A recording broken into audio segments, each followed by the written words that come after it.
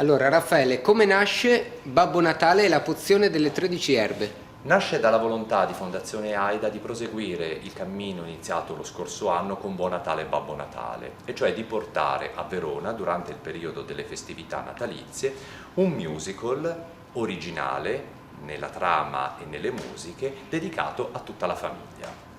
Come mai questo titolo, La pozione delle 13 erbe? Babbo Natale quest'anno si troverà ad affrontare una nuova avventura.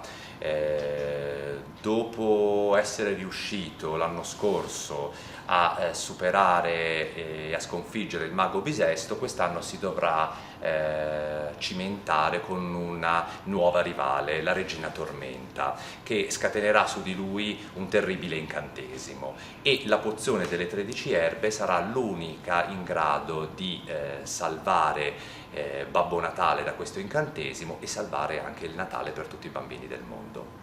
Quindi questo è uno spettacolo rivolto alle famiglie e ai bambini. Sì, la volontà è quella di creare una vera e propria favola natalizia in musical, e quindi uno spettacolo che si rivolga a tutta la famiglia, non uno spettacolo solo ed esclusivamente dedicato ai bambini, sì, rivolto ai bambini che si appassioneranno e verranno coinvolti dai colori, dalle luci, dalle musiche, eccetera, eccetera, ma è anche uno spettacolo che è un vero e proprio fantasy, quindi una storia avventurosa, che quindi può essere anche apprezzato dai ragazzi un po' più grandicelli, e soprattutto che parla anche agli adulti. Ci saranno anche dei messaggi importanti legati al rispetto dell'ambiente, e quindi un messaggio anche di carattere ecologico che si spera di lanciare attraverso questo spettacolo a tutte le nuove generazioni. Quindi è uno spettacolo che fonde il divertimento, la tradizione natalizia e anche un messaggio importante.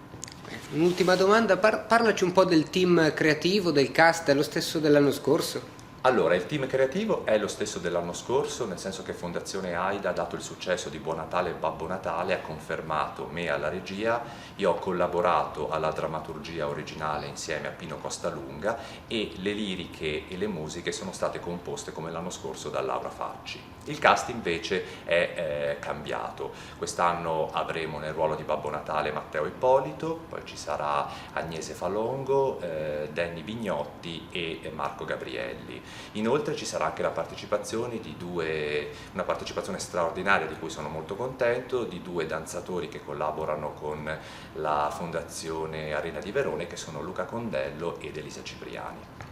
Il debutto dello spettacolo quindi? Il debutto dello spettacolo è previsto per il giorno di Natale, anche questa è una novità assoluta, è la prima volta che viene proposto a Verona uno spettacolo teatrale durante il pomeriggio del giorno di Natale. Ci auguriamo però che le famiglie con i bambini che si riuniscono durante il giorno di Natale per celebrare insieme questa festività, il pomeriggio possano venire a teatro a trovarci. Lo spettacolo poi proseguirà con varie repliche fino al 6 gennaio, coprirà quindi tutto il periodo delle festività natalizie al Teatro Stimate di Verona.